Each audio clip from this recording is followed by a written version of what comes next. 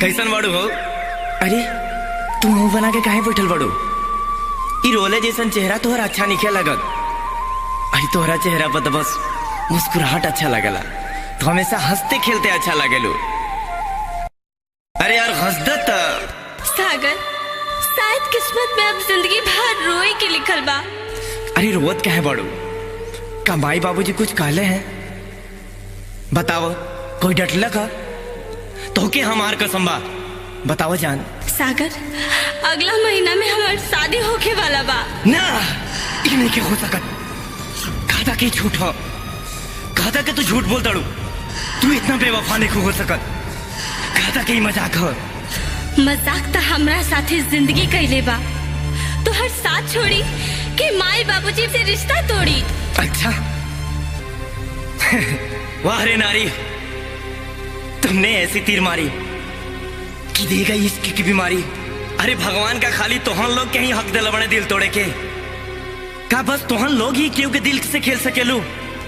बहाना तो तोहन लोग के माई बाबूजी मिल जाले। तो प्यार करे से पहले अपना महतारी बाप से कहना पूछ ले लू। बस सागर, खबरदार जो हमरा माई बाबूजी के बारे में कुछ कहला। अरे पहला प्यार तो हमके अपना माई बाबूजी से ही मिलल, जिकरा सहारे हम पलल बानी। और कहल गइल बा कि पहला प्यार केहू भुला ना सकेला। तू तो हमार दूसरा प्यार होवा। तोहरा प्यार पर हमार माई बाबूजी के प्यार भारी पड़ गइल बा, जिकरा प्यार खातिर हम ही शादी करे जाता नहीं। ठीक बात सीखा तो कर ला शादी। हम देखा था नहीं कि तुहार शादी कैसे होता। इतना तक गारंटी बगा तुहरा बिना हम जिएब ना। अगर जिंदा रहे तो तारा डोली के जगह पूरा बाराती कलशी उठा दे। तई बात सुन ला, चिता में सबसे पहले चिता हमार होई। ई तू का कहत बाड़ू? अरे तू तो हमार जान हो। हम खुद के मौत के नींद सुला ले, लेकिन तोहके कुछ ना होके दे। सॉरी सागर, जज्बात में हम तोहके भला बुरा कह देनी। हम समझ सकेनी कि तुहार सीना में आज आग लागल बा, लेकिन वो आग में हमार भी तो दिल जल रहल बा। हमके जायदा सागर, हमके माफ करा। जिंदगी रही तो फिर मुलाकात हुई, लेकिन उससे पहले ये सुन के तो जा। जदी छोड़ के तू जाइबू, हमके जियाते नाही पैबू। ऐसा मत कहा। जदी छोड़ के तू जाइबू, हमके जियाते नाही पैबू। हे जान छोड़ के जो जाइबू, हमके जियाते नाही पैबू। चिता पर हम जाएब, डोली पर जब तू जाइबू। वादा बा ये वो सजनी, बिच रहिया में बेटाइबू। हमसे दूर जाती जाइबू, हमके जियाते नाही पैबू। जदी दूर हमसे जाइबू, हमके जियाते नाही पैबू।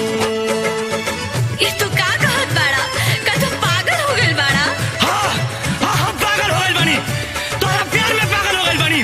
जब से तोरा जुदा होके के बात सुन ले बानी ना, ई दिल में आग लागल बा। ई बात सुन लो, अगर तोहरा मांग में सिंदूर पड़ी तू हमरा नाम के पड़ी, ना तो हमरा के तू चिता नहीं पाइबू। जा तड़ू हमसे दूर ना जा। अगर लौट कइबू तो कसम तोरा प्यार के हमके जीते ना पाइबू। पियावा के घर बसा के तू तो जियाबू, हमके भुला के। ये तू कैसे कह सकता रहा? तोहरे से दूर जाके तो हम खुश ना रहब। खुश रहब ना दूर जाके, हे जाने तोहरा के भुला के। तू से जिया अपन सजाइबा, हम चिता पर सजाएब।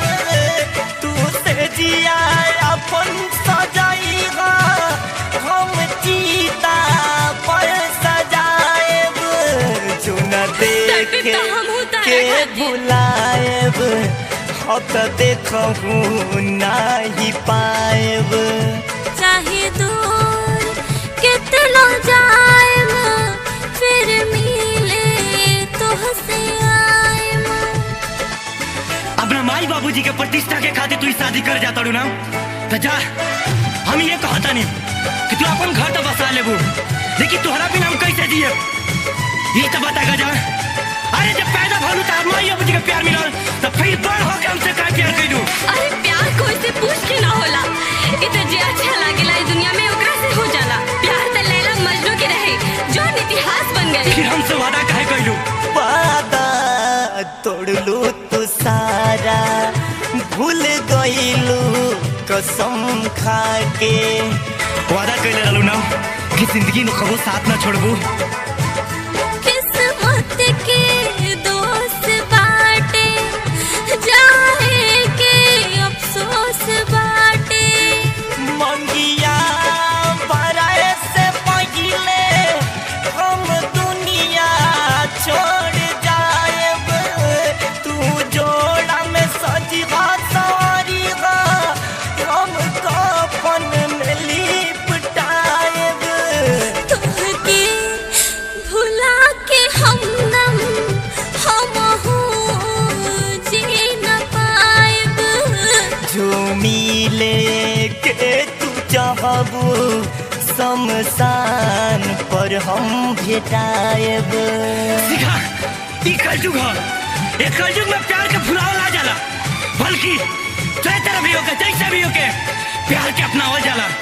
एक कलयुग में सोच और कपड़ा बदल सकेला पर इंसान के शरीर और दिल ना। का पहले के लोग वादा करके वादा तोड़ देते रहे, बीच राह में छोड़ देते रहे, जैसे कि तू जाता रू। सिखा के तू भुला के ऐसा कर रहिया घर बसा के। कैसे भूल जाई तो के ई दुनिया में बस तोहसे प्यार कइले रहनी कि जी के क्या करब। सिखा के तू भुला के ऐसा कर रहिया घर बसा के। हमारा दिल के तू तोड़बू, पियाबा से नाता जोड़बू। बाबू भाई के अपना के बस जाइबू ससुरा में जाके। हमके मौत के नींद सुला के बस जाइबू ससुरा में जाके। सगर याद बाड़ाइबा हमके तू रोइबा। सिखा याद बाड़ाइबू, मरले पर भी तू सतइबू।